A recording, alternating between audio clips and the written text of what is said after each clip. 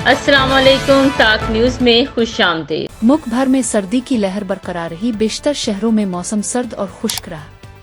پہاڑی علاقوں میں شدید سردی لہر میں پارا -9 تک گر گیا۔ گوپیس سکردو بگروٹ میں -7 ریکارڈ، گلگت -6، استور ہنزا اور کوئٹہ میں -4 ڈگری سینٹی گریڈ ریکارڈ کیا گیا۔ پنجاب کے سکولز میں موسم سرما کی تعطیلات کی تاریخ میں تبدیلی کر دی گئی۔ محکمہ سکول ایجوکیشن پنجاب نے موسم سرما کی تعطیلات کی تاریخ تبدیلی کا نیا نوٹیفیکیشن جاری کر دیا۔ جاری کردہ نوٹیفیکیشن کے مطابق سردیوں کی چھٹیوں کا آغاز 30 دسمبر سے ہوگا۔ سکولز 13 جنوری 2025 کو چھٹیوں کے بعد دوبارہ کھولیں گے۔ فیصلے کا اطلاق تمام سرکاری سکولز پر ہوگا۔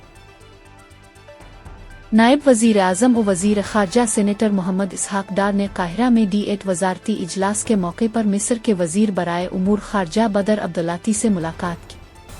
ترجمان دفتر خارجہ کے مطابق نائب وزیر اعظم وزیر خارجہ اسحاق ڈار نے D8 سربراہ اجلاس اور وزارتی اجلاس کی میزبانی پر مصری حکومت کو مبارکباد دی اور پرتپاک مہمان نوازی پر وزیر خارجہ بدر عبداللطیف کا شکریہ ادا کیا۔ ملک کے بیشتر شہروں میں دھند کے باعث موٹر ویز کو مختلف مقامات سے بند کر دیا گیا ہے۔ ترجمان موٹر وے پولیس سید عمران احمد کے مطابق موٹر وے M1 پشاور سے رشکائی جبکہ موٹر وے M2 کو لاہور سے ہرن مینار تک دھند کی وجہ سے بند کیا گیا ہے۔ موٹر وے M3 لاہور سے جڑوالا تک بند ہے۔ قومی شاہراہوں پر بھی حد نگاہ انتہائی کم ہونے سے ڈرائیورز کو مشکلات کا سامنا ہے۔ وفاقی وزیر داخلہ محسن نقوی نے کنگ فہد سیکیورٹی کالج کا تفصیلی دورہ کیا ہے۔ دورے کے دوران director general King Fahd security college major general doctor Ali Aldeej نے محسن نقوی کا استقبال کیا۔ وفاقی وزیر داخلہ نے کنگ فہد سیکیورٹی کالج کے مختلف شعبے دیکھے اور اعلیٰ تعلیم کے جدید معیار کو سراہا۔ انہوں نے کنگ فہد سیکیورٹی کالج کے ماسٹر پروگرام کی تعریف کی اور اسے نئے دور کے تقاضوں سے ہم آہنگ قرار دیا۔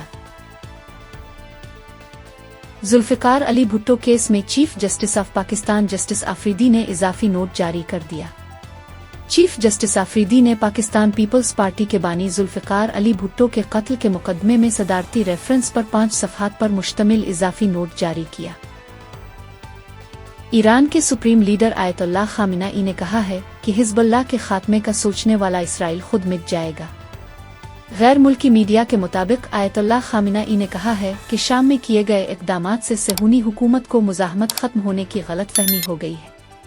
دوسری جانب ترک صدر طیب اردوان کی یورپی کمیشن کی صدر ارسولا وان سے ملاقات ہوئی جس میں شام کی تعمیر نو اور مہاجرین کی واپسی کے لیے مل کر کام کرنے کا فیصلہ کیا گیا۔